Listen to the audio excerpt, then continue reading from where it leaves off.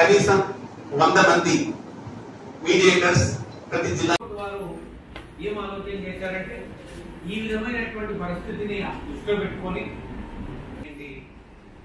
ప్రతిరోజు ఏదో ఒక ఫిక్షన్, అది ఎంసీ కానివ్వండి, ఎక్స్క్లూసివ్ కాన్ఫరెన్స్ ఫిక్షన్ కానీ, మరి పార్టీలకు వచ్చిన సమస్యల్ని ఏ విధంగా ఈ కార్యక్రమంలో మరి శిక్షణ పూర్తి చేస్తున్న వాళ్ళు కనీసం 20 మీడియేషన్ పూర్తి చేసుకున్న తర్వాత వారికి సక్సెస్ఫుల్ మీడియేషన్ పూర్తి చేసుకున్న తర్వాత వారికి అక్రిడేషన్ అనేది వస్తుంది.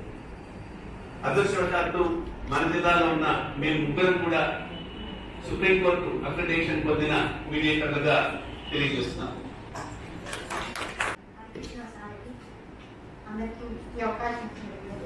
అలాగే ఇక్కడ వచ్చిన చేసిన అడ్వకేట్స్ అందరికీ కూడా చాలా మంచిది అని అనిపిస్తుంది. ఎందుకంటే దాదాపు 13 ఏళ్ళు అయింది మీడియేషన్ అప్పాయింట్